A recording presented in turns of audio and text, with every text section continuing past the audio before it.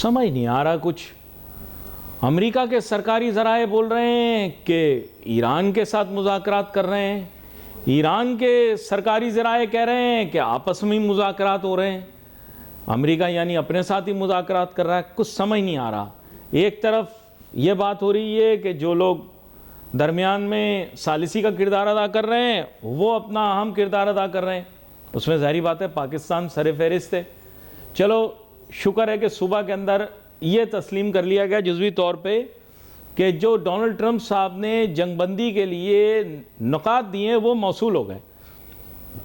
अब वो ज़ेर गौर होंगे या फिर वहाँ से भी नुकात आएंगे, ये जल्दी ख़त्म नहीं होगा, ये चलता रहेगा। अभी फुटबॉल लोग कल बोल रहे थे जंगबंदी हो गई, यार लड्डू खा लिए, खूब खुशियाँ मना ली, ये इतनी आसानी से हल होने वाला मसला नहीं है। फिर वही दोहराऊँगा, कल मैं फ्रांस 24 देख रहा था, मैं ख़बर की तफसील में नहीं जाऊँगा, फिर बहुत मसला खड़ा हो जाएगा पाकिस्तान के अंदर। हम लोग अपने ही घर में खुद ही से बातें करके ड्राइंग रूमों में मसले को हल कर रहे हैं। ख़बर का मतन बताए बगैर आपको ये चीज़ ज़रूर वाज़ेह कर दूँ कि इस जंग के अंदर माशी फ़ायदा अमेरिका को भी हो रहा है क्योंकि तेल बेच रहा है और उसके पास वेनेजुएला का तेल भी आ गया। दूसरा फ़ायदा सऊदी अरब को भी हो रहा है क्योंकि उसके पास रेड सी से आयल की तरसील मुमकिन है। माशी बात हो रही है, प्लीज़ माशी बात हो रही है, सियासी बात नहीं हो रही है। आप हामिद मीर का प्रोग्राम नहीं देख रहे, आप शाहजेब खानज़ादा का प्रोग्राम नहीं देख रहे, आप डॉक्टर क़यामत माजरत उनका भी प्रोग्राम नहीं देख रहे, आप प्रोग्राम देख रहे हैं रुपया पैसा। यहाँ पे मईशत और बिजनेस की बात होती है। फ़ायदा सऊदी अरब का भी हो रहा है, रेड सी के ज़रिए तरसील जारी है। उनका कभी भी प्रोडक्शन ज़्यादा करने का इरादा नहीं था, वेस्ट के दबाव में वो अपना प्रोडक्शन ज़्यादा करते थे। उसकी वजह ये थी कि तेल की कीमतों में इस्तेहकाम लाना था। सारी दुनिया में तेल की कीमतें बढ़ गई तो वो क्यों रुकें। और ईरान का भी भरपूर फ़ायदा हो रहा है क्योंकि आबनाए हुर्मुज़ बाकी सब के लिए बंद है लेकिन ईरान के लिए बंद नहीं है। यस, ईरान की तेल की तरसील जारी है। वो जो उनका जजीरा है जिसके ऊपर हमला किया गया उसमें तेल की तनसीबात पर कोई हमला नहीं हुआ। 3-4 जगह पर जहां लाइट टावर बने हुए थे उनको अमेरिका ने उड़ा दिया, उसके अलावा बाकी सारा काम वहां पे जारी है। खर्ग आइलैंड शायद उसका नाम है। तो भाईजान तेल की तरसील जारी है। तेल में जिन लोगों को फायदा हो रहा है, मैं तेल वाली बात करूंगा भाई, तेल की मईशत यानी oil economy of the world वो डोमिनेट हो रही है यूएस से, वो डोमिनेट हो रही है सऊदी अरेबिया से, वो डोमिनेट हो रही है ईरान से। इस वक्त पर बाकी ममालिक से तेल की तरसील बंद है। वाज़े करता चलूँ, कुवैत का मुकम्मल काम बंद है, कतर का मुकम्मल काम बंद है, कतर की गैस भी बंद है, उसके अलावा यूएई का भी काम बंद है ना, बहरीन का भी काम बंद है। बाकी जितने ममालिक हैं देखिए ये मुतासिर हुए। और सबसे ज़्यादा देखो, मेरी बात मानो नहीं मानो, आप अली नासिर को हल्का लेने वाली बातें करते हो। मैंने आपको कहा था इस जंग के अंदर सबसे ज़्यादा नुकसान इजराइल को होगा और आप वो देख लीजिएगा। वो ग्रेटर इजराइल का क्या करेगा यार, अगर वहाँ पर इसी तरह रॉकेट लगते रहे, मिसाइल लगते रहे, उनको नुकसान होता रहा, दुनिया में अपनी साख भी खो देगा। अभी देखो ये आयरन डोम वगैरह भी फेल हो गया। मैं स्ट्रेट बात करता हूँ, एक तीर से बहुत सारे शिकार कर दिए भाईजान। मेरी बात गौर से समझ लो, इजराइल की मईशत भी गई, इजराइल की साख भी मुतासिर हुई और नुकसान भरपूर हो रहा। वो वाला नुकसान नहीं हो रहा जो हम लोग बता रहे हैं कि ये हो गया, वो हो गया, फलां हो गया। देखो अरबहा डॉलर के हथियार उन्होंने ले रखे हैं मिसाइलों को रोकने के लिए। इजराइल का बहुत नुकसान हो रहा है, ये मैं आपको बता दूं। उसकी बैनुल अक़वामी साख भी मुतासिर हो रही। ले 100 गज लबनान के तो भी क्या हासिल कर लेगा, अगर ले 100 गज लबनान के तो भी क्या हासिल होगा। मामला ये है कि इन ममालिक का ही नुकसान हुआ है और किन्हीं का नहीं हुआ। क्या मैंने पहले बता दिया, मशरिक़ वस्ता के गिन के 4 या 6 ममालिक उनका नुकसान हुआ और नुकसान हुआ इजराइल का। और यह बात अकेला मैं नहीं कह रहा, अब लोग भी समझ गए। इधर डोनाल्ड ट्रंप साहब का बयान आता है, तेल की कीमत गिर जाती है, 1-1.5 घंटे के बाद वापस आ जाती है। तो साईं पैसे का गेम हो रहा है, पैसे का गेम हो रहा है। पाकिस्तानी ऐसे ही जज्बाती हो रहे हैं, ये यूं हो गया, वो मजबूत हो गया, ये खाली हो गया, वो कमजोर हो गया। कमजोर वमजोर कोई नहीं हो रहा, अरबों डॉलर का माल अंदर हो रहा है भाईजान। कैपिटल मार्केटों से आपको क्या समझ में आएगी यार, सट्टा मार्केट में छोटे छोटे शेयर खरीद बेच के खुश होने वाले, हमारी मार्केट चढ़ गई, हमारी मार्केट गिर गई। अरे भाईजान, असल तो गेम है ना गोल्ड की मार्केट का। गोल्ड गिरा नीचे, कल मेहमान भी हमारे बता रहे थे, फिर एकदम बाउंस बैक कर गया, अभी और चढ़ रहा है। किसने कितने कमाए? अगर किसी ने 10 मिनट पहले भी ले लिया होगा, किसी ने 10 मिनट पहले भी ले लिया होगा अंदर की।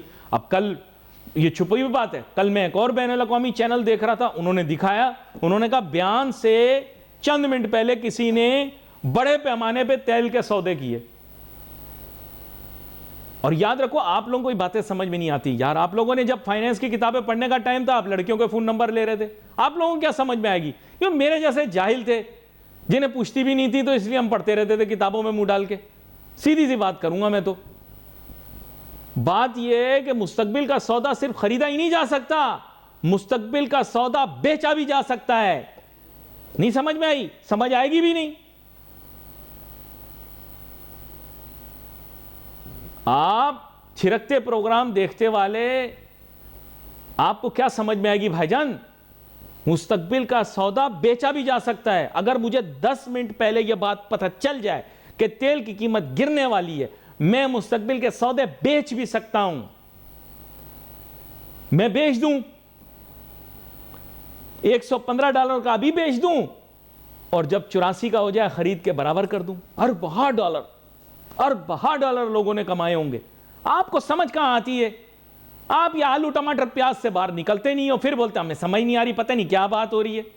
आप कैश मार्केट हो, PSX Pakistan stock exchange cash market है भाई। आप लोगों को ये बातें कहां समझ में आएगी? हर चीज आपके लिए गलत है। वो अरबों डॉलर अंदर कर रहे हैं, लिया अरबों डॉलर ये अंदर किए, ये देखो, चेक करो, ये अब ये करके दिखाओ, ये करके दिखाओ। अपनी मार्केट में जा रहे हैं, आज 5,000 कम हो गए, आज 10,000 पॉइंट कम हो गए। पे यार, तुमने दुनिया का क्या बिगाड़ लिया? आपने क्या बिगाड़ लिया? अपने बाल नोच के आपने क्या बिगाड़ लिया?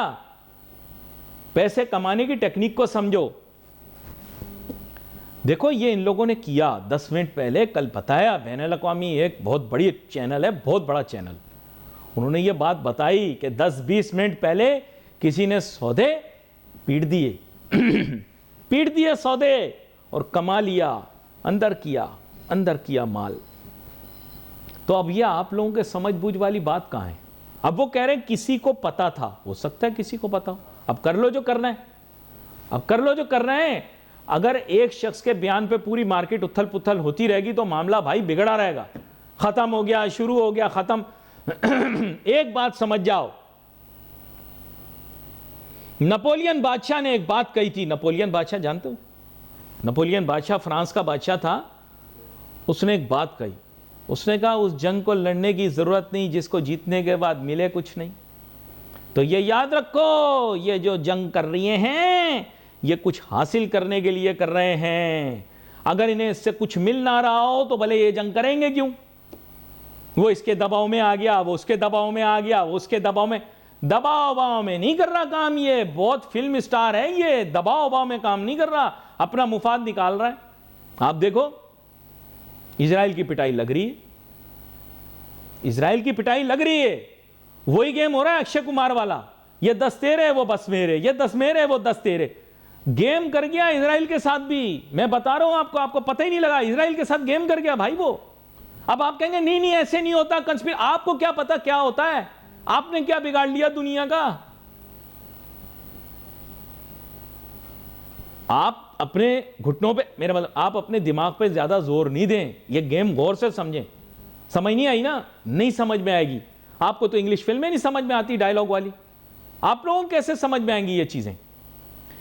ये चीजें बड़ी टेक्निकल बातें हैं। देखो, डोनाल्ड ट्रंप को जहां जहां से दबाव था, उन्होंने वहां वहां अपना खेल खेला है। ये समझ जाओ बात को। आपको समझ में नहीं आई, मैंने आपको पहले बता दिया, गलत बोलूं तो पकड़ो। अच्छा, सऊदी अरब के अंदर ट्रैफिक बंद हुआ, एयर ट्रैफिक कोई बंद नहीं हुआ। एयर ट्रैफिक सऊदी अरब में एयर ट्रैफिक चल रहा है। लोग रोज जा रहे हैं उम्रों के ऊपर, रोज तस्वीरें आ रही हैं लोगों की उम्रा करते हुए, आ रही है ना। उनका एयर ट्रैफिक चल रहा है। कौन भागा सऊदी अरब से? कोई नहीं भागा सऊदी अरब से, सब लोग सऊदी अरब में। भाग लोग कहां से रहे हैं? बाकर भाई भी सोच में पड़ गए। हाँ, टेक्निकल बात कर दी अली भाई ने। ये समझ रहे बात को कि नहीं? दुबई से बंदा भाग रहा, कुवैत से बंदा भाग रहा, कतर से बंदा भाग रहा। ये देखो, एक बंदा भागता हुआ निकल गया। हैं। यूएई से बंदा भाग रहा है, दुबई से लोग छोड़ छोड़ के भाग रहे हैं, गोरे भाग रहे हैं, दबा दबा के भाग रहे हैं। सऊदी अरब से कोई भाग रहा है ना। आप बोल रहे हो ईरान को नुकसान हो रहा है। हमारे साफी वहां जो ईरान के अंदर मौजूद हैं बोले ईरान के अंदर तो सुकून का माहौल है, आता है रॉकेट तो सायरन बजाते हैं, नहीं होता तो। सीधी बात है, मैं टेक्निकल बात कर रहा हूं। अच्छा अगर यह मसला है तो वहां हुजूम लगे हुए हैं सड़कों पे, आपने नहीं खुद देखा, अभी कैमरे पे फुटेज दिखाई उन्होंने, आवाम निकली हुई है ईरान की सड़कों पर, घूम रहे फिर रहे, बम चल रहे हैं, कोई मसला नहीं। ये रियलिटी है ना। तो ईरान को नुकसान हो रहा है ना, ईरान को नुकसान हो रहा है ना, सऊदी अरब को नुकसान हो रहा है ना, अमेरिका में कोई नुकसान हो रहा है। अमेरिका में कोई नुकसान हुआ? अच्छा हुआ, बता दो। उन्होंने इनके बेस के ऊपर बम मार दिया। तुम्हें कहां पता यार, जंगल में मोर नाचा किसने देखा? जो मीडिया ने बता दिया हमने मान लिया। जो गोरा आया मीडिया के ऊपर उसने कहा हाँ अंग्रेजी हमें आती कोई नहीं, हमने कहा ओ बड़ी तबाही हो रही है। ट्विटर के ऊपर जंग होती है, उसने ट्वीट कर दी, इसने ट्वीट कर दी, सोने दी ट्वीटरी। आप खुश हो रहे हो, आपको नहीं पता गेम ये वीडियो गेम हो रही है भाईजान। आप हाथ हिला दें, आप लोगों के साथ बहुत बड़ा मजाक हुआ है। समझ आपको कुछ भी नहीं आया, लेकिन समझ आपको सब आ गया, क्योंकि आपको पता है कि सच सब पर्दों के पीछे नहीं छुपता। अली नासिर जो बोल रहा है सच बोल रहा है, यह पूरी पाकिस्तान की आवाम जानती है। मेरी गुफ्तगू के अंदर एक झूठ पकड़ो मैं मान जाऊंगा, एक भी झूठ नहीं है मेरी इस पूरी गुफ्तगू के अंदर। सब मैंने सही सही बताया, कहीं को गलत बात बता दो। आपको खबर कहां से मिल रही जंग की? आपको खबर सारी टीवी से मिल रही है। हमारे टीवी को छोड़ दो, बैनुल अक़वामी टीवी पे चले जाओ, हमारे टीवी के ऊपर तो ईरान जीत रहा है, लेकिन दर हकीकत भी उसको कोई इतना बड़ा नुकसान नहीं हो रहा। तेहरान में माहौल ठीक है। जब आप वहां कॉल कर रहे हैं, लोगों से पूछ रहे हैं, वो कह रहे हैं ओके वेल ओके जबरदस्त।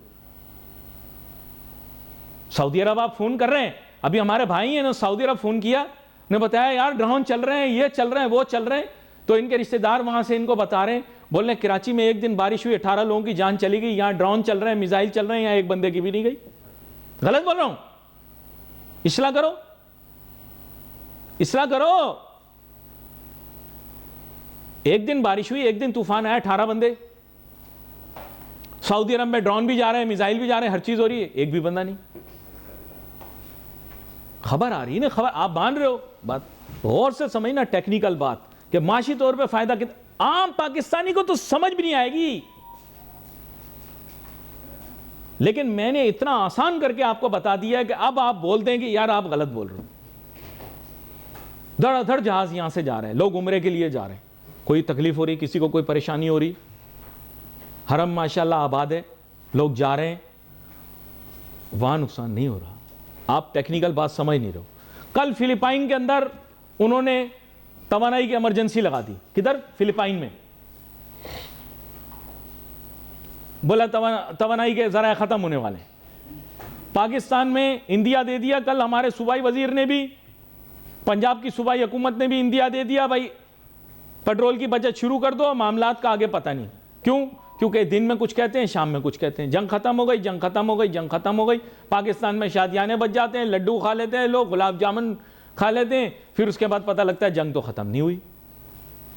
वहां से बयान कुछ भाईजान ये आपके साथ खेल रहे हैं सब, इनमें कोई भी सही बात नहीं कर रहा, ना वो सही बात कर रहे हैं ना ये सही बात कर रहे हैं। सुबह कुछ कहते हैं, शाम को कुछ कहते हैं, सुबह कुछ कहते हैं, शाम को कुछ कहते हैं। और वो खेल गया भाईजान, वो खेल गया। उसने एक तीर से बहुत सारे शिकार कर दिए। उस शिकार में इजराइल भी शामिल है, इजराइल भी गया काम से। अगर यह हफ्ता और रॉकेट मिसाइल छोड़ते रहे, इजराइल को बहुत ज्यादा नुकसान होगा, माली भी जानी भी। उनको 1 रुपए का नुकसान नहीं होगा, यह मैं बता दूं। उनको 1 रुपए का नुकसान नहीं होगा, वो खुश हैं। तेहरान टेलीफोन करो, वो भी खुश हैं, उनको भी कोई प्रॉब्लम नहीं है। उनकी फुटबॉल की टीम भी आ गई लड़कियों वाली, वो भी खुश हैं। सऊदी अरब के अंदर भी एयर ट्रैफिक चल रहा है जबरदस्त, बेहतरीन। तेल की तरसील भी चल रही, A1 काम हो रही है। ईरान का भी चल रहा है, अमेरिका का भी चल रहा है। सिर्फ 4 की दुकान बंद हुई है। दोबारा दोहरा दूं, मेहमान के तारुफ से पहले Kuwait, UAE, Qatar, Bahrain. Technical बात की है मैंने, आप लोगों के सर के ऊपर से गुजर गई होगी, लेकिन अब पाकिस्तान के लिए क्या खतरे की बात है। पाकिस्तान का बल्क रेमिटेंस जो है वो सऊदी अरब से आता है, नो प्रॉब्लम। लेकिन रेमिटेंस का एक पोर्शन यूएई से भी आता है, एक पोर्शन कतर से भी आता है, एक पोर्शन बहरीन से छोटा पोर्शन आता है, कुवैत में भी पाकिस्तानी बहुत हैं। यह आपको नहीं पता, यह मैं आपको बता रही हूं। यह आपकी समझबूझ की चीजें नहीं है, आपके सर के ऊपर से गुजर जाएंगी। बाकी मैंने आपको बताया कि सेकेंडरी टर्शरी डैमेज कौन ले रहा है? इराक और ओमान। इराक का तेल का जखीरा ईरान के तेल के जखीरे के आसपास ही है, बराबर बराबर बराबर बराबर। सबसे बड़ा जखीरा है वेनेजुएला जो एक्सपोर्टेबल है। वैसे सबसे ज्यादा तेल की पैदावार रूस करता है, इसमें कोई शक नहीं है, कोई दो राय नहीं है, आप नेट पे जाके देख लें। एक्सपोर्टेबल ऑयल किसके पास है? अमेरिका, सऊदी अरब, ईरान। नहीं गलत कहूं, आप इंटरनेट पे जाकर देखो ना, और जो मुगल्लाजात देखते हो वो देखने के बजाय ये जाके देखो ना। बोले टीवी एंकर झूठ बोल रहा है। तेल किसके पास है? 20% सऊदियों के पास, 20% इराक के पास, 20% ईरान के पास, बराबर बराबर। और इन तीनों से ज्यादा वेनेजुएला के पास, और वेनेजुएला किसके पास? अमेरिका के पास। बाकी बच गया 20%, उसमें 2-3% इधर उधर बैठा हुआ है। आपको समझ में नहीं आ रहा, बिला वजह साइडें ले रहे हैं, बिल्कुल ऐसे लग रहा है लूडो की गेम हो रही है। जिनका नुकसान हो रहा है वो टेंशन फ्री है, और जिन हैं आपके मुताबिक, और जिनको नुकसान नहीं हो रहा वो परेशान है। ऐसा नहीं होता। मेरे साथ बहुत ही अहम मेहमान शामिल गुफ्तगू होंगे, लेकिन उनका तारुफ मैं चंद लम्हात के बाद कराऊंगा। बेचैनी के साथ मैं भी मुंतज़िर हूँ, उनकी राय लूँ। हैरानगी की बात यह कि दूसरी तरफ हमारे फ़लस्तीनी भाई बेचारे, किसी की भी लड़ाई हो रही हो चोट उनको आ जाती है। अब उनका क्या कसूर था? आपने पहले गाज़ा पे बमबारी की, अब वेस्ट बैंक वालों की खैर नहीं, ग्रेटर इसराइल बनाएगा। इसराइल को भी कोई फ़ायदा नहीं, मिसाइल वहाँ भी लग रहे हैं। गाज़ा को पत्थर का ढेर बना दिया हमने, और हमें पता ही नहीं लगा। अच्छा ये भी गेम देखो आप, कोई बंदा अभी फ़लस्तीन के लिए नहीं निकला। पाकिस्तान में भी ठीक ठाक है बाप, इतना ज़्यादा नहीं है। बच्चा मार्च, मोटरसाइकिल मार्च, चेक करो, ये बात मेरी बड़ी गहरी बात है। और लबनान का तो किसी को पता ही नहीं, पाकिस्तान में पता ही नहीं लग रहा लबनान का क्या हाल हो रहा है। इसराइल बोल रहा है हम लबनान के हिस्से पे काबू कर लेंगे, हाँ, और वो लगा हुआ अपने काम में। यहां पे कोई आवाज ही नहीं उठ रही। भाईजान बहुत बड़ा गेम हो गया, कैमरे की तरफ हाथ हिला दो, आपके साथ बहुत बड़ा मजाक हो रहा है। यहां पर मेरे साथ बहुत ही अहम मेहमान शामिल गुफ्तगू हैं, जनाब शमीम अहमद फिरपो साहब, किसी तारुफ के मोहताज नहीं, साबिक सदर KCCI, बड़ी वुसअत निगाह और विजन रखने वाले। वेलकम करम। जज़ाकल्लाह, बहुत शुक्रिया। आपसे पहले मैं अकेला ही शुरू था, पता नहीं क्या सही गलत बोला। नहीं, बहुत अच्छी बातें आपने की हैं। तो बात ये कि मैं ये कह रहा था कि ये कोई माने न माने, इज़राइल का बहुत ज़्यादा नुकसान हुआ है, और मुआशी तौर पे जिन तीन ममालिक का फ़ायदा, वो बुरा लगे अच्छा लगे, रियलिटी है। अब नए हुरमुज़ ईरान के जहाज़ों के लिए बंद नहीं है, ईरान को भी फ़ायदा हुआ है। सऊदी अरब, रेड सी, सऊदी अरब को अल्लाह ताला ने बेहतरीन लोकेशन दी है, उनका रेड सी से भी तेल की तरसील जारी है। और अमेरिका की 5 उंगलियां घी में और सरकड़ाई में। आप सदर ट्रंप को भूल जाएं, भी कारोबार की बात हो रही है, और ये व्यापारी आदमी है। व्यापार में ये नहीं देखा जाता कौन शख्स क्या कह रहा है, वजीर आजम सदर क्या कह रहे हैं वो रेलिवेंट नहीं है। बिजनेसों को फ़ायदा हो रहा है, और ये कारोबारी तबकात जो हैं भरपूर फ़ायदा उठा रहे हैं। मुतासिर पाकिस्तान भी हो रहा है। कल की अहम खबर माशी आपको बताता चलूँ, लॉकडाउन का इंदिया दे दिया है, बोला है अब लॉकडाउन होगा, क्योंकि ये तो मखौल, हमारे यहाँ एक वर्ड होता है मखौल, ये बैनुल अक़वामी ताकतें तो मखौल कर रही हैं, जंग ख़त्म हो गई, जंग शुरू हो गई, सुलह हुई नहीं हुई।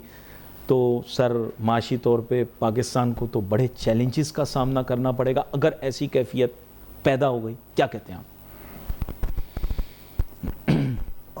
हाँ हम ऑनर हैं, बिल्कुल जूं का तू जा रहा है। हुज़ूर आली, बात यह है कि आपने अपने इंट्रोडक्शन के अंदर या इब्तदाई आपने जो कलमात कहे उसके अंदर बहुत कुछ आपने बावर करा दिया। अब लोग उसको माने या ना माने ये उनकी मर्जी है, लेकिन बाहर सूरत फैक्ट्स हैं वो, इसमें कोई शुबे की बात नहीं है। अमेरिका बहादुर अपनी ज़ात के लिए तो बहुत अच्छे हैं, लेकिन किसी के लिए भी अच्छे नहीं हैं वो, अपने अलावा किसी के लिए भी अच्छे नहीं हैं। लाख उसके ऊपर वो अरब ममालिक जो हैं वो इक्तफ़ा कर रहे थे और बड़ा भरोसा कर रहे थे, उनको अपने बेस दिए थे, लेकिन उन्होंने सबसे यानी क्या कहते हैं अपना हिसाब किताब चुकता कर लिया है।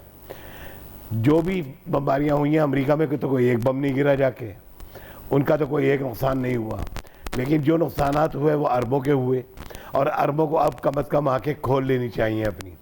जिस तरह से मैं समझता हूँ कि अभी जब ये आए थे मुशर्रफ साहब, ये अपना सॉरी अपना अमेरिका के सदर नहीं डोनाल्ड ट्रंप साहब आए थे, और उनकी खिदमत में उन्होंने जिस तरह से यानी क्या कहते हैं अपने आप को बिछा दिया था, बल्कि लिटा दिया था। अरब ममालिक ने, जी अरब ममालिक ने जिस तरह उनके सामने बिछा दिया था और लिटा दिया था, और अरबों खरबों डॉलर उनके यहाँ यानी क्या कहते हैं अपना लगाए, उन्होंने उनसे वादा किया कि जी हम आपके यहाँ सरमायाकारी करेंगे। तो अब उनको कम से कम उस चीज़ का अंदाज़ा होना चाहिए कि ये सब कुछ करने के बाद आपको मिला क्या है। आपको मिला कुछ नहीं, बल्कि आपके नुकसानात गिनती नहीं किए जा रहे, जितने नुकसानात आपके हुए हैं यानी वो अनगिनत हैं। बहरहाल अल्लाह ताला हर चीज़ का एक वक्त होता है, और चूँकि हदीस शरीफ में है बहुत कुछ, ख़ास तौर से अरबों के लिए बहुत कुछ कहा गया है कि इनको अकल ही जब आएगी जब ये तबाह हो जाएंगे बिल्कुल। तो कब आदमी यानी क्या कहते हैं तीसरा आदमी क्या कर सकता है, हर चीज़ की एक लिमिट नहीं, लेकिन हम किरदार अदा कर रहे हैं। अभी हमें देखें, परसों रात को ये खबर आई है कि पाकिस्तान सालिसी का किरदार अदा करेगा, क्योंकि ईरान को भी हम पर भरोसा और एतबार है, और अमेरिका बहादुर भी कह रहा है कि हम पाकिस्तान को इन्वॉल्व करना चाहते हैं। बिल्कुल ठीक है, हमारी भी मजबूरी है। हाँ बिल्कुल हमारी मजबूरी है, वरना हमें बीच में आना पड़ेगा, और हम तो आना नहीं चाहते भाई। और मैं आपको बता दूं बच के चलना कि अभी तो वो उनको बीच में ला रहे हैं पाकिस्तान को, लेकिन जो ही उनका मकसद हल हो जाएगा वो उसके बाद फिर अपनी पुरानी डगर पे आ जाएंगे। वो ये नहीं करेंगे कि पाकिस्तान के ममनून हो जाए। पाकिस्तान ने इससे पहले भी उनके साथ बहुत मेहरबानियाँ की हैं, चाइना को मिलवाया था उनसे, उस वक्त भी उन्होंने पाकिस्तान की अहमियत को समझा था 80 की दिहाई में कब खिदमत की। लेकिन उसके बाद फिर क्या हुआ, उसके बाद फिर कब उन्होंने पाकिस्तान का साथ दिया।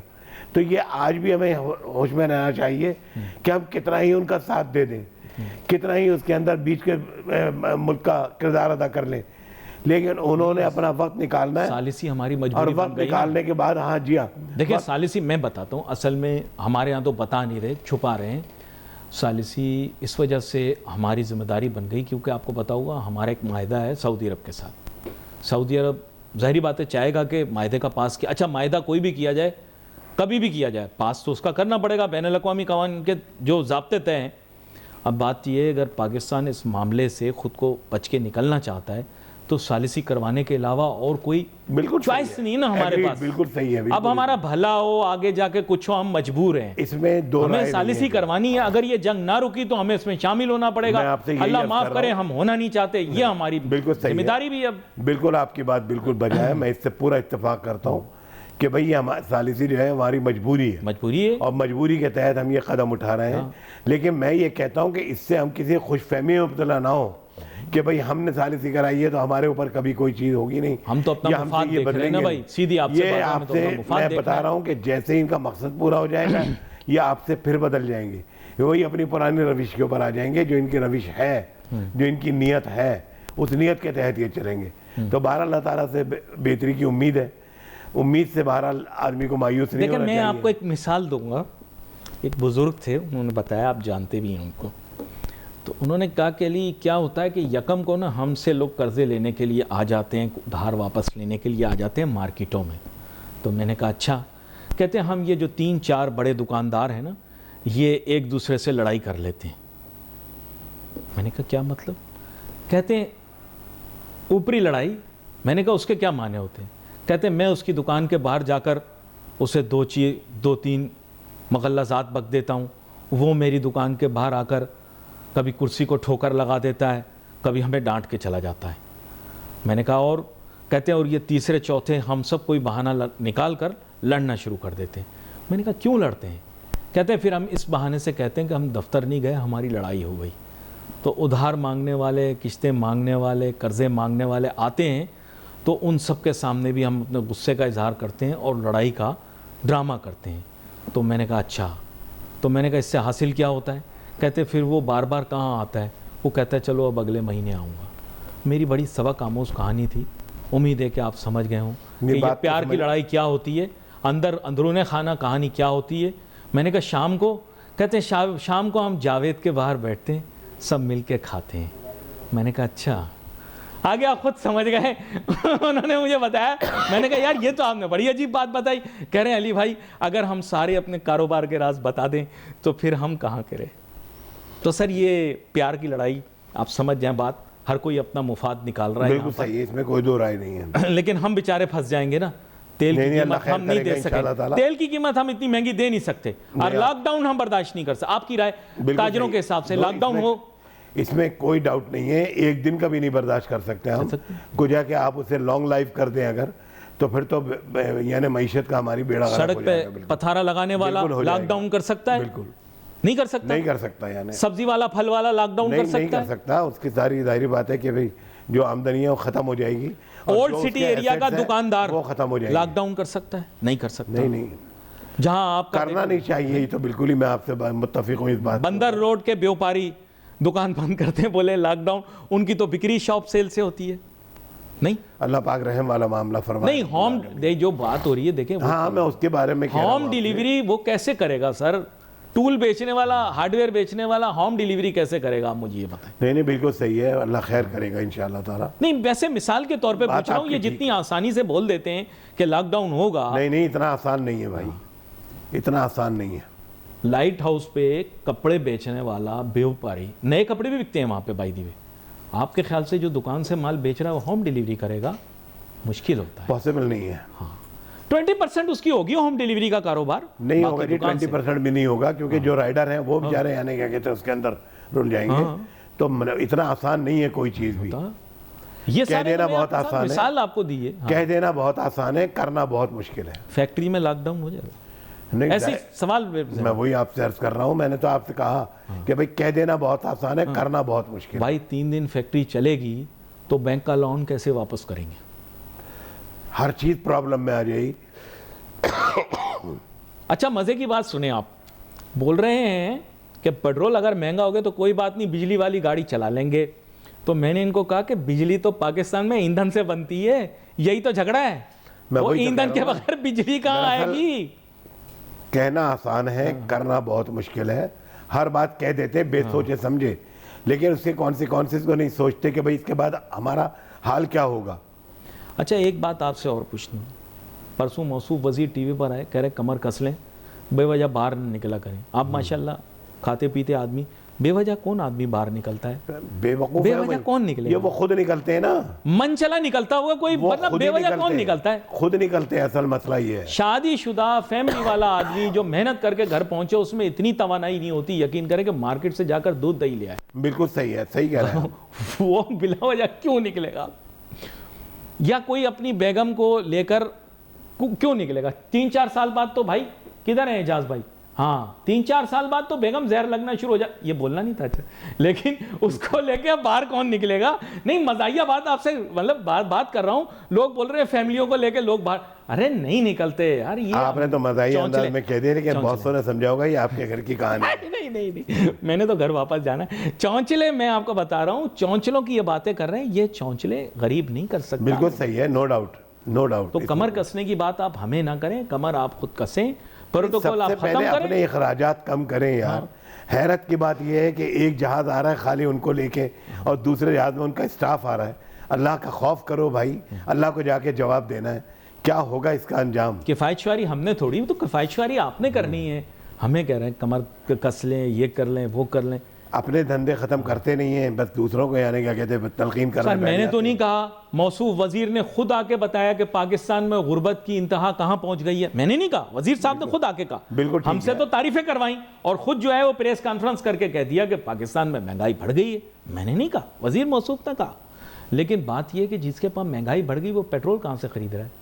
वो फैमिली को लेकर कहां घूम रहा है? प्लीज बी रियलिस्टिक कि जी एक चक्कर लगाएं, 2 नहीं लगाएं, इस तरह की बातें नहीं करें। 12 गाड़ियां सड़क पर खड़ी हो जाएं, ऐसे लगता है सड़क भरी हुई है। जरूरी लोग इस ईद पर कहते रहे देखो पेट्रोल क्या महंगा हुआ, सड़कें तो भरी नहीं, इसका क्या मतलब है? मुझे थोड़ा सा बिल्कुल सही है। दरअसल बात यह है कि हर चीज के 2 रुख होते हैं। 2 रुख होते हैं। आपके सोचने का अंदाज क्या है वो पता चलना चाहिए। जी। आप जिस अंदाज से सोचते हैं उस अंदाज से आपको नजर आता है। हाँ, यह आपने बड़ी अहम बात की है, और मेरी अपनी राय ये है कि पाकिस्तान की कौम किफ़ायतशुआर है बलिहाज़ मजबूरी। उसकी वजह यह है कि जेब में पैसे नहीं है, वरना ख्वाहिशात तो बहुत सारी होती हैं। ज़िया और असराफ ज़रूर हो सकता है, लेकिन वही कर सकता है जिसकी जेब में पैसे हों। बिल्कुल ठीक है। और ये बात तो मौसूफ वज़ीर क्या हुकूमती ज़राए बता चुके हैं कि पाकिस्तान में गुर्बत की शरह कहाँ है। तो जेब में पैसे नहीं है भाई, हम तो मजबूरी के शरीफ हैं, वो मजबूरी के नहीं होते जो। तो ये बात है, मैं इसलिए आपसे ये मौजू रिकन्फर्म करना चाह रहा था। नहीं, इसमें कोई शुबे की बात नहीं है, जो बात है वो सामने है सबके। और अब बात यह है कि सब समझते हैं, ये नहीं है आवाम को आप ना समझ मत समझिए। अब ये सोशल मीडिया का दौर है, वो एक दुनी दो नहीं कहता, बल्कि वो एक दुनी पाँच कह देता है भाई। तो इसका बेहतर तरीका ये है कि मेरे ख्याल से सबसे पहले हुकूमत जो है ना, वो अपने गिरबान में झांक कर देखे। बिल्कुल ठीक है, बचतें वहां करे। एग्जैक्टली। आवाम की बारी बहुत बाद में आएगी। बेहिसाब यानी खर्चे हैं उनके, बेहिसाब खर्चे जिसे कहते हैं। एक आदमी रोड के ऊपर निकला, 40-40 गाड़ियां उसके पीछे चल रही हैं। कोई अंदाज है, कोई लिमिट है? तो किफ़ायत शारी वहाँ चाहिए। आप हमें किफ़ायत शारी ना सिखाएं, आप लोग खुद किफ़ायत शारी सीखें। और मैं आपको बता रहा हूँ कि पाकिस्तान की कौम में शऊर है, जैसे बताया अभी शमी फिरपोश साहब ने, लेकिन इसके साथ साथ ये कि ये जो हमारे we are not at liberty कि हम असराफ कर सकें। असराफ या ज़िया तो वो कर सकता है जिसके पास वसाइल हो। अगर आप मुझे कहें कि हम बिजली ज़ाया करते हैं, तो मैं आपको सच ये बात बताऊंगा कि जिस तरह के बिजली के बिल इस कौम के आए, उसके बाद अब हम ज़ाया करने जो रहे नहीं, कोई बात ही नहीं है, रहे नहीं। हाँ, मैं तो आपसे अर्ज कर रहा हूँ कि देखिए, हम अगर फालतू निकले भी, अगर गैर जरूरी तौर पर निकले तो एक गाड़ी निकलेगी, लेकिन ये हजरत निकलते हैं तो 40 गाड़ियां पीछे निकलती हैं भाई। और वहां पर आप कहते हैं अपने आप को गैर जरूरी निकालना बाहर बंद करें। जी जी, और निकले ही ना। मैं तो कहता हूँ निकले ही ना, आप बल्कि घर पर रहकर वर्क फ्रॉम होम करें तो मुल्क का ज़्यादा फ़ायदा होगा। बल्कि stay at home, sorry stay at home तो गलत लफ्ज़ नहीं, बहरहाल यानी इसका मतलब आप घर बैठ नहीं यानी क्या कहते हैं, बहरहाल भाई, हाँ, जो काम भी हो आपके लिए बहुत आसान है करना, क्योंकि आपके हाथ के नीचे एक नहीं सैकड़ों मुलाजिम है, सैकड़ों। हमारे पास ऐसा नहीं है कोई सिलसिला, तो हमें तो खुद निकलना पड़ता है, और निकले बगैर चारा नहीं है। और देखें, फैक्ट्रियों में भी मैंने देखा है कि कई व्यापारी लोग होते हैं, कारोबारी लोग होते हैं, ज़रूरत से ज़्यादा मुलाजमीन को अपने पास नहीं रखते। अब नहीं रख सकते, अब रख नहीं सकते। था एक दौर, हाँ, लेकिन अब नहीं रख सकते। तो सरकार भी ज़रा इसको देखे कि जहाँ एक आदमी की ज़रूरत है, चाहे वो अफसर हो या मुलाजिम हो, दोनों सूरतों के अंदर उतने ही लोग रखें जितनी ज़रूरत है। बेशक मुल्क अब इस चीज़ का मुतहम्मिल नहीं हो सकता कि आप एक ही जिम्मेदारी के ऊपर 6-6, 12-12 लोग बिठा दें, और उनमें से बहुत सारे अफसर बाबू, तो उनके अखराजात भाई हम नहीं उठा सकते। आपसे हाथ जोड़ के गुजारिश है कि आप अपनी कमर यहाँ कस लें।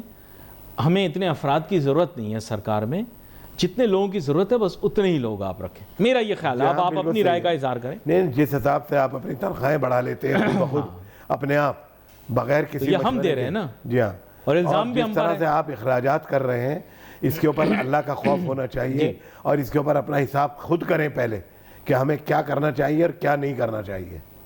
क्योंकि मैंने जब सुना तो मैं बड़ा हैरान हुआ कि मौसूफ वज़ीर इतनी देर तक बात करते रहे, और कमर कसना और ज़रूरत से ज़्यादा, मेरे ख्याल वो किसी और क्लास के मुतल्लिक बात कर रहे थे जो ये सब कर सकते हैं। हमारी ख्वाहिश भी होती है तो हम ये नहीं कर सकते। मेरा हर वक्त अपनी फ्यूल गेज पर नज़र होती है कि मेरा फ्यूल गेज इस वक्त कहाँ खड़ा है, कितनी बत्तियाँ कम हो गई हैं। ये मैं आपको बात बता रहा हूँ, जो बाकी लोगों का मैं नहीं कह सकता, अपनी बात कर सकता हूँ। सबका यही हाल है, बत्तियाँ देख सबका यही हाल है ना। ये एक नेचुरल सी बात है। खाता पीता आदमी भी ये सोच रहा है कि भाई पेट्रोल दोबारा भरवाना पड़ेगा, इजी नहीं। अच्छा, ये हाई ऑक्टेन आप लोग इस्तेमाल करते हैं, लेंगे 500 का लें हाई ऑक्टेन, सही है ना? हाई ऑक्टेन वाला फैसला सही है, ऐसे ही पूछ रहा हूँ। नहीं यानी क्या कहते हैं, बिल्कुल सही नहीं है। इस वक्त तो 500 से ऊपर उसके रेट है, इस वक्त हाई ऑक्टेन के 500 से ऊपर है लीटर। तो नहीं तो जितनी गाड़ियां आई हाई ऑक्टेन के बगैर नहीं चलती। नहीं, बहरहाल चल सकती हैं सब कुछ, लेकिन कुछ लोगों के नखरे होते हैं कि वो जब नई गाड़ी लेते हैं तो फिर वो सारी चीज़ें इस तरह के इल्ज़ाम उनके आते हैं। हमारी पॉलिसी दिन में कुछ, रात में कुछ होती है। पहले तो हम कह रहे थे कि हम पेट्रोल को ही फेज आउट कर देंगे, रेगुलर को, और फिर पूरा मुल्क हाई ऑक्टेन ही चलाएगा, और उसके लिए फिर हम दाम भी बराबर ले आए थे लोग। नहीं, पॉलिसी की बात कर रहा हूँ ना। कभी वो गुड पेट्रोल हो जाता है, कभी बैड पेट्रोल हो जाता है। तो ये गुड बैड का जो चक्कर है, ये क्या चल रहा है? पहले वो गुड गैस होती है तो वो सीएनजी में डलना शुरू हो जाती है, फिर वो बैड गैस बन जाती है तो वो फिर फर्टिलाइजर वालों को मिलती है। बस ये क्या गुड बैड का तमाशा लगाया हुआ है। एक बात किया करो, इसीलिए देखो मैं अपनी बात ना बदलता नहीं हूँ, चाहे कैसे भी हो हालात, मैं अपनी बात पर कायम रहता हूँ, क्योंकि मुझे पता है ये गुड बैड के चक्कर में ना बंदा ख़राब हो जाता है। और ये मैं बताऊँ, दुनिया बड़ी अजीब है, मैंने कितनों को आते कितनों को जाते देखा है। छोड़ दो, ज़माना किसी का नहीं, वक्त जब तक जिंदगी है आपकी, जब तक देखते रहेंगे आप, सिलसिला यही चलता रहेगा। और बुरा वक्त तो किसी का नहीं, वक्त तो वैसे किसी का नहीं, बड़े बड़े ना रोक पाए, लेकिन बुरा वक्त तो किसी का भी नहीं। अच्छा आए तो पराए भी अपने, बुरा आए तो अपने भी पराए। आज वक्त मिले, छोटी सी बात और भी करना चाहूँगा। बैंकारी के शोबे के ऊपर प्रोग्राम करने का कुछ इरादा रखता हूँ। मुल्क में कुछ बैंकारी का निज़ाम ऐसा हुआ पड़ा है कि बैंक मनमानियाँ कर रहे हैं, कोई पूछने वाला नहीं है, और एहतसाब का जैसे कोई निज़ाम मौजूद ही नहीं है। ये बैंकारी इदारों को भी ज़रा पूछो क्या कर रहे हैं, क्या नहीं कर रहे हैं। वैसे तो पूरा दिन लेक्चर चलते रहते हैं कि रिबा और सूद कितनी बुरी चीज़ है, लेकिन फिर उसके बाद शरिया कंप्लाइंट भी जो हैं उनके मुतल्लिक भी मुख्तलिफ उलमा की मुख्तलिफ राय है।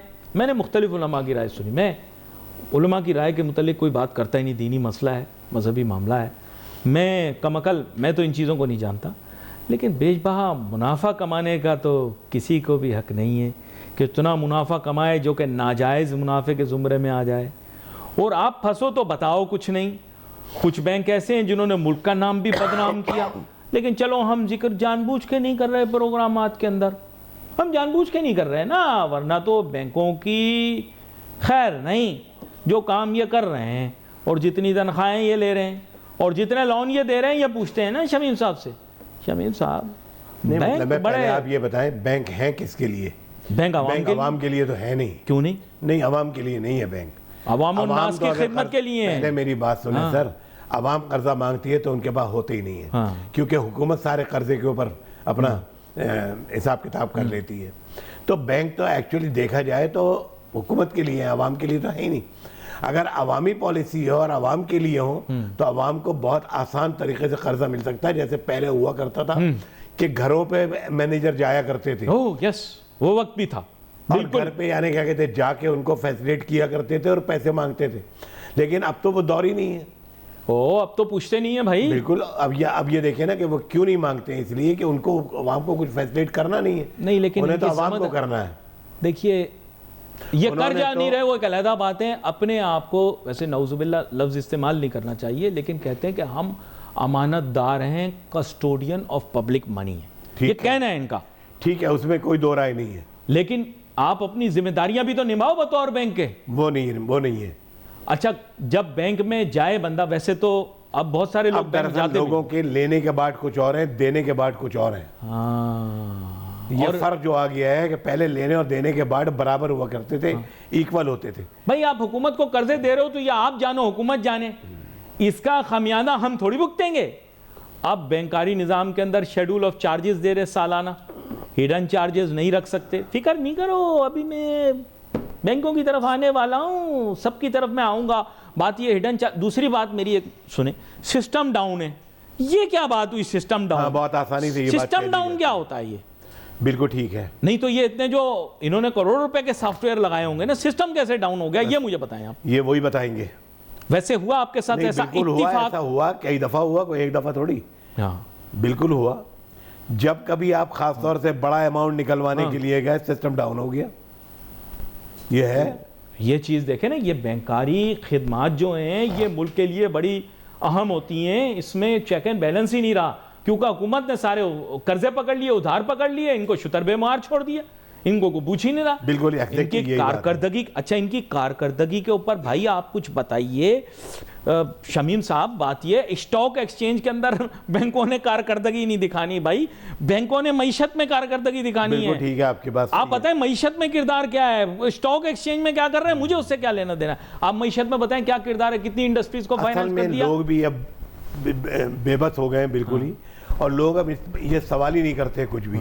लोग कहते हैं यार जो हो रहा है वह होने दो, हमारे कहने से कुछ भी नहीं होगा, ये ऊपर से ही डायरेक्टिव है इनको, जो कुछ ये कर रहे हैं, बहरहाल हमारे कहने से कुछ भी नहीं होगा। तो इसलिए लोगों ने एक तरह से बेबसी का इजहार करके अपनी, और उनसे गिव एंड टेक कर लिया कि भाई ठीक है यार, हम यहीं पे खामोशी इख्तियार कर लेते हैं। नहीं, पहले मैं आपको एक चीज़ बताऊं, सन 2000 के बाद से बैंकारी ने बड़ी तेज़ी पकड़ी और पाकिस्तान में बैंकारी शोबे ने बड़ी तरक्की की। सही गलत छोड़ दो, मुझे नहीं पता, मैं फिर वही बोल रहा हूँ कि दीनी एतबार से जो लोग अहलियत रखते हैं वो बेहतर बता पाएंगे कारोबार ठीक है गलत है जो भी। मेरा दिल कभी मुतमईन नहीं था, इसीलिए मैंने बैंक की नौकरी छोड़ दी, क्योंकि मेरा दिल ये नहीं मानता था, वरना मैं बैंक में बड़ी तरक्की कर जाता। लेकिन बैंक की नौकरी मैंने छोड़ दी, मैं झूठ नहीं बोलूँगा आपसे, क्योंकि मेरा दिल मुतमईन नहीं था। और कई दफ़ा मैंने अपने साथियों से भी बोला कि मेरा दिल मुतमईन नहीं बैंक में काम करने में, मैंने छोड़ दी। मैं एक डॉक्टर के पास गया, उन्होंने कहा आप परेशान रहते हो, जिस तरह की परेशानी आपकी, आपको कोई बेचैनी, में डॉक्टर की बात आपको बता रहा हूँ, स्किन के डॉक्टर के पास। उसने मुझे बोला आप क्या काम करते हैं, मैंने कहा बैंकारी का काम करता हूं। उन्होंने कहा बैंकारी का काम छोड़ दो। आप गलत कहा सही कहा मुझे नहीं पता, अगले दिन मैंने बैंक छोड़ दिया। सही है, बिल्कुल ठीक है, आपने अच्छा किया, जो दिल ने कहा वो मान लिया आपने, मान लिया मैंने। जो उन्होंने मशवरा दिया आपने उसके ऊपर अमल कर लिया। हाँ। ये बहुत अच्छा किया। बहुत सारे मेरे दोस्त ऐसे हैं जो वाकई बैंकों में काम करते थे, लेकिन उन्होंने यकसर अपने आप को मुझसे अलग कर लिया। जी जी। जब उनकी समझ में ये आया, ये अल्लाह की तरफ से मुकर्रर है कि जब कोई समझ में आ जाती है बात तो फिर वो उसके ऊपर अमल दरामद फौरी तौर से करता है। लेकिन साथ ही साथ मैं आपको बताऊं, आगे आने वाले दिनों के अंदर मैं शरिया कंप्लाइंट बैंकिंग पे भी बात करूंगा। ये दीनदार आदमी है, थोड़ा इस चीज़ को बेहतर समझते होंगे। ये तो नहीं कहूँगा कि दीनी बात कोई करे, लेकिन कम से कम इस हिसाब से समझना ज़रूरी है कि कोई चीज़ अगर इखलाकी मयार के ऊपर पूरी नहीं उतरती तो फिर उसे दीनी पैमाने के ऊपर रखना लाजमी एक तरह से तस्वुर किया जाए। कोई भी चीज़ इखलाकी तौर पर अगर इंसानियत के तस्वुर के खिलाफ जाए तो, खास तौर से जिसको आपका जहन कबूल नहीं करता ना, तो उसके ऊपर अमल दरामद नहीं करना चाहिए। अब मैं देख रहा था अगले दिन, मैं अमूमन जिक्र करता रहता हूँ, डॉक्टर सैयद अब्दुल्ला तारिक हिंदुस्तान में होते हैं। उलमा तो भाई पूरे बड़े सगीर में फैले हुए हैं, ऐसी बात नहीं है। ये जो हमारे उलमा हैं ये बहुत सारे हिंदुस्तान के उलमा के शागिर्द हैं और जमीयत उलमा हिंद के पास जाते हैं भाई सालाना। मैं मतलब ये चीज़ें को ढकी छुपी नहीं है, ये पता है लोगों को। और 25 करोड़ आबादी वहाँ पर भी है मुसलमानों की, बिल्कुल सही, और उनमें भी बहुत सारे उलमा हैं। तो वो रामपुर में होते हैं, उनका मैं देख रहा था अगले दिन लेक्चर, तो वो इस्तेहसाल के मुतालिक बता रहे थे, यानी एक्सप्लॉयटेशन। उन्होंने कहा बैंकारी निज़ाम में अगर इस्तेहसाल का अंसर आ जाए तो इस्तेहसाल जो है वो इखलाकी जुर्म है। बिल्कुल इखलाकी जुर्म है, बिल्कुल सही, नो डाउट। तो यानी अगर कहीं पर भी इस्तेहसाल हो रहा है, यानी हद से ज़्यादा आपसे मुनाफा लिया जा रहा है या सूद आपसे लिया जा रहा है, तो वो भी गैर मुनासिब है। बहुत से मानों में उसको इस्तेमाल किया जा सकता है। जी जी, बहरहाल इस्तेहसाल हर मानों में बुरा है। हाँ। अब इसके अलावा मुख्तलिफ लोग पाकिस्तान में इंटरप्रिटेशन मैंने देखी, तो पाकिस्तान के भी बड़े मशहूर आलिम हैं, नाम नहीं लूँगा, लेकिन आप खुद समझ जाइए, मुल्क से बाहर है। उन्होंने बात कही कि जी इस्तेमाल की अशिया के ऊपर, लेकिन बहुत सारे लोग इस पर महसूस करते हैं कि जो इस्तेमाल की अशिया अगर उनसे कारोबारी कोई मुनाफा नहीं हो रहा तो उनके ऊपर अगर आप सूद दे रहे हैं तो कारोबार के ज़ुमरे में शामिल नहीं हुआ, तो वो आप पर बोझ की सूरत में सामने आ। मुख्तलिफ उलमा की मुख्तलिफ राय, इसीलिए मैं वैसे ही नहीं पढ़ा। लेकिन मैं ये जरूर कह रहा हूँ कि कोई भी चीज़ अगर इखलाकी तौर पे आपको गलत लगे तो फिर आपका जहन मजबूर हो जाता है कि आप उसे दीनी पैमाने पे जरूर रखें, उसकी जांच पड़ताल पूरी करें, और एक जगह से नहीं करें। नो डाउट, जब आप बेटी की शादी करने से पहले 100 जगह जांच पड़ताल करते हैं, तो फिर माल के मामले में कैसे जांच पड़ताल नहीं कर रहे? एक आदमी की बात कैसे मान सकते हैं? इसमें कोई शुबे की बात है ना। तो ये बहस नहीं शुरू करना चाह रहा, लेकिन मैं वैसे बता रहा हूँ। और चूंकि शमीम फिरपोश साहब यहाँ पर मौजूद हैं बैंकारी के हिसाब से, सर एक और चीज़ भी आपसे पूछ, सर्विस स्टैंडर्ड कोई नहीं, सर्विस का स्टैंडर्ड कौन जज करेगा कि मैं बैंक में गया मुझे सर्विस मिली नहीं मिली? बिल्कुल सही है। वो खास तौर से बड़े बैंकार होते हैं, यानी जो उनके बड़े कस्टमर होते हैं, उनके ऊपर तो फिर भी तवज्जो दी जाती है और उनको मैनेजर के कमरे में बैठने की इजाज़त होती है। लेकिन आम यानी क्या कहते हैं जो बैंकार हैं उसको तो किसी किस्म की कोई इजाज़त जांच पड़ताल देखिए आप अकाउंट खोलने से पहले, हमने यार पहले भी अकाउंट खोले, जांच पड़ताल ऐसे जैसे आप रिश्ता मांगने आ गए। हाँ बिल्कुल, उससे भी ज्यादा उससे भी ज्यादा। कहाँ से आए, किधर से आए, अंगूठा दिखाओ, ये तस्वीर खिंचवाओ, फलानी करो, ये वाह। और वो लड़का आरमगान वो खेल गया, वो बैंकारी निज़ाम में खेल गया, बड़े बड़े फ्रॉड भी हो गए यहाँ पे, कोई पूछने वाला नहीं। और गैर, मैं बोलना नहीं चाह रहा लेकिन मुंह से निकल रहा है, गैर ममालिक के अंदर भी आपके ऊपर इल्ज़ामात भी लगे हैं और जनाब आपको जुर्माने भी हुए हैं। समझ जाओ किसकी बात कर रहा हूँ मैं। बड़े बने फिरते हैं शरीफ, तो फिर मुल्क का नाम क्यों बदनाम किया? दूसरे ममालिक में जाकर जुर्माने लगे कि नहीं लगे? लगे कि नहीं लगे? मैं नहीं बोल रहा ना, इज्जत बचाने के लिए बिल्कुल हुए, लेकिन मुल्क की इज्जत का इनको पास नहीं है। नहीं बिल्कुल नहीं, सब अपने मफादात के तहत काम कर रहे हैं।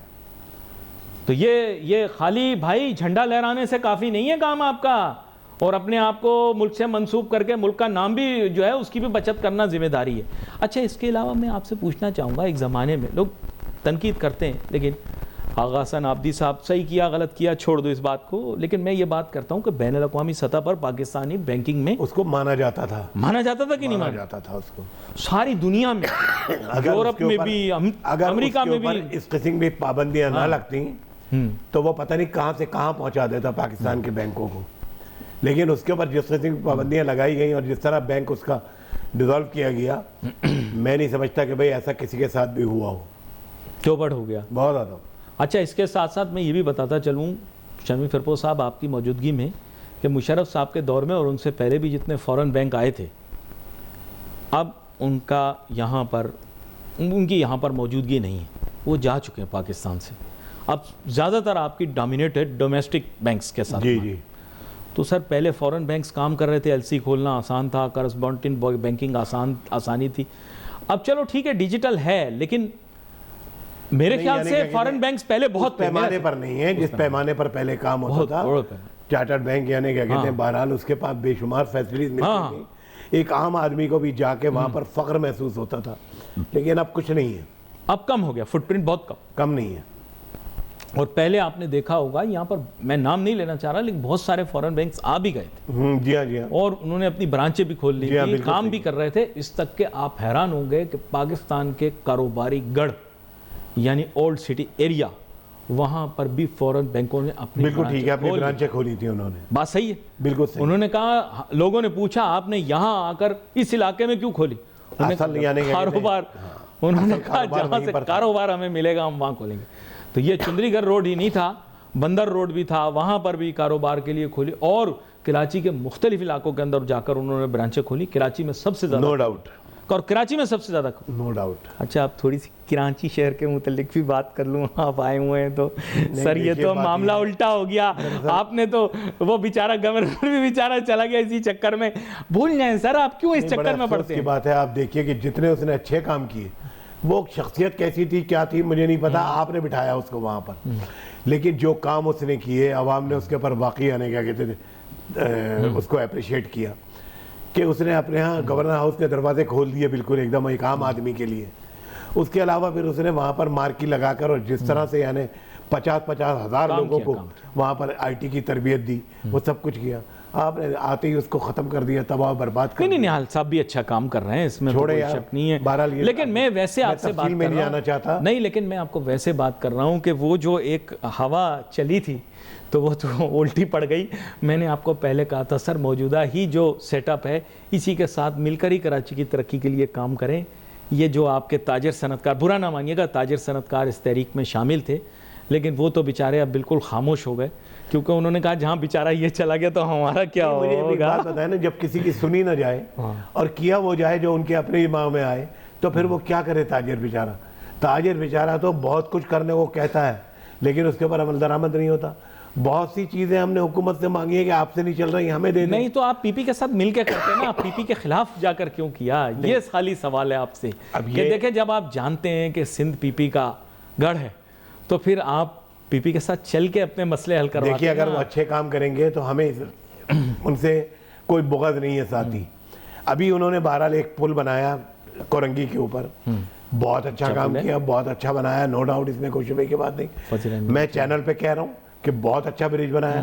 फिर ये जो अपना शाहराह भुट्टो जिसका नाम रखा है उन्होंने, ये एक बड़ा कदम है, बहुत अच्छा बनाया। यानी क्या कहते हैं, यहाँ से अप्रिशिएट करें ना, इनके साथ चलते हैं। आप बोल रहे हैं हम यूं करेंगे, कर रहा हूँ बिरादर कि जो अच्छा काम करेंगे उसको हम अच्छा ही कहेंगे, उसको बुरा नहीं। लेकिन आप बादे मुखालिफ बन गए थे। नहीं, अगर उसको हम बुरा कहेंगे तो वो भी उन्होंने परवाज दिखा दी, फिर उन्होंने भी नहीं, ऐसा नहीं है। हमने हमेशा जो अच्छा काम किया उसको अच्छा कहा है, जो गलत काम किया है उसके ऊपर तनकीद की है हमने, और ये हमारा हक है। नहीं, लेकिन ये अब वैसे आपको बता रहा हूँ कि ये 2-3 काम आपने बताए, लेकिन बहुत सारे काम हैं, लंबी फहरिस्त है, जहाँ पर पेशरफ्त नहीं हुई। सबसे पहले कराची का रोड इंफ्रास्ट्रक्चर, सड़कें धंसती जा रही हैं। आप खुद आए होंगे, मैं खुद घर ट्रैवल करता हूँ, ऑफिस आता हूँ, सड़कों का म्यार, क्योंकि आपको पता है वक्त। अच्छा, एक बारिश हुई, आप मुझे चले 3 बारिशें करें, 3 बारिशें हुई, लेकिन इतनी इंटेंसिटी की नहीं थी।